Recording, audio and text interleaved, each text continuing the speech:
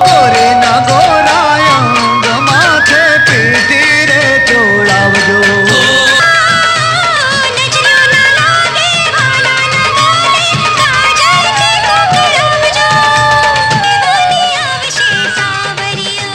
Episode 1 માં આપણે જોયું કે કેવી રીતે એક ડાન્સ કાર્યક્રમમાં મીનાક્ષરીને જોઈને ગોવિંદભાઈ પટેલે તેમને ફિલ્મની તક આપી. પછી આવી રાજ રાજવન અને પહેલી જ ફિલ્મમાં મીનાક્ષરી નરેશ કનોડિયાની હિરોઈન બની ગયા. પણ સૌથી મોટું રહસ્ય ત્યારે સામે આવ્યું જ્યારે આપણને ખબર પડી કે મીનાક્ષરીનું અસલી નામ હતું મંજરી પાટીલ. પરંતુ મિત્રો, રાજ રાજવન પછી જે બન્યું એ મીનાક્ષરીની કારકિર્દીને એક નવી ઊંચાઈ પર લઈ ગયું. કારણ કે હવે દર્શકો માત્ર નરેશ કનોડિયાને જોવા માટે નહીં, મીનાક્ષરીને જોવા માટે પણ થિયેટરોમાં આવવા લાગ્યા. આ જોડીની લોકપ્રિયતા કેટલી વધી, ચાલો આજે જાણીએ.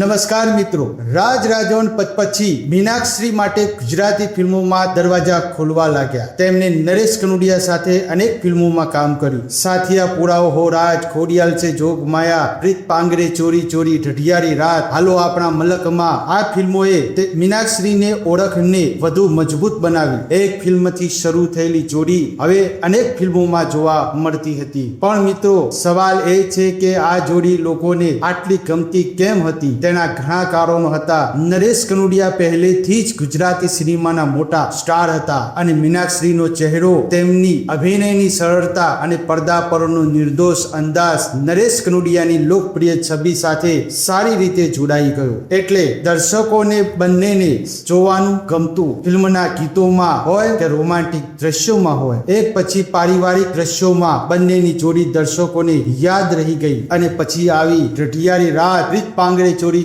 અને ઢઢિયારી રાત. આ ફિલ્મે પણ મીનાક્ષરીના નામને વધુ ઓળખ બનાવી આપી. જૂની ગુજરાતી ફિલ્મોના ચાહકો માટે મીનાક્ષરી હવે અજાણી અભિનેત્રી નહોતી. તેમની પોતાની ફેન ફોલોઈંગ ઊભી થઈ રહી હતી. પરંતુ મિત્રો, હજી એક મોટું પગથિયું બાકી હતું. એવું પગથિયું જે મીનાક્ષરીને માત્ર લોકપ્રિય નહીં પણ સન્માનિત અભિનેત્રી બનાવવાનું હતું.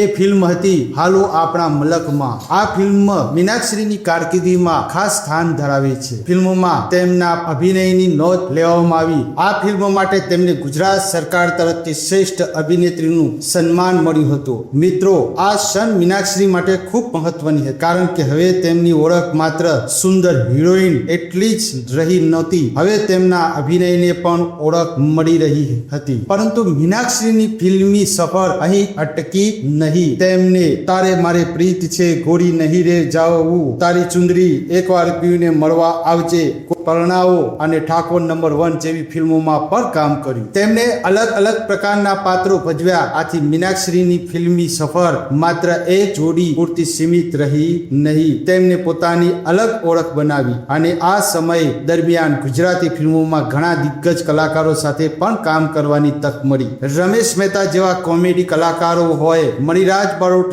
હોય, પદ્મા રાણી હોય અથવા બીજા જાણીતા કલાકારો, મીનાક્ષરીએ અલગ અલગ કલાકારો સાથે કામ કર્યું. આ બધું તેમની કારકિર્દીને વધુ સમૃદ્ધ બનાવતું ગયું. પરંતુ મિત્રો, જ્યારે કારકિર્દી સારી રીતે ચાલી રહી હતી ત્યારે મીનાક્ષરીના અંગત જીવનમાં પણ એક મોટો બદલાવ આવ્યો. ડાન્સ સાથે જોડાયેલા હોવાથી તેઓ ડાન્સ શીખવતા પણ હતા. અને આ જ ડાન્સની દુનિયામાં તેમની મુલાકાત થઈ એક એવી વ્યક્તિ સાથે જે આગળ જઈને તેમના જીવનસાથી બનવાના હતા. કોણ હતા તેઓ? બંનેની મુલાકાત કેવી રીતે થઈ અને લગ્ન પછી મીનાક્ષરીની ફિલ્મી સફર પર શું અસર પડી? આ કહાનીનો જવાબ એપિસોડ 3 માં. મિત્રો, જો તમને મીનાક્ષરી અને નરેશ કનોડિયાની જોડી ગમતી હોય તો કોમેન્ટમાં લખજો નરેશ મીનાક્ષરી. અને આ વિડીયો જૂની ગુજરાતી ફિલ્મોના ચાહકો સુધી જરૂર પહોંચાડજો. કારણ કે આગળની કહાનીમાં ફિલ્મોની ચમકની સાથે મીનાક્ષરીના અંગત જીવનનો એક સુંદર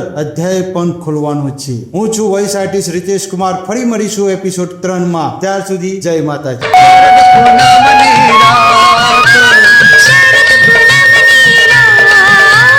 શરદ પૂનમની રાત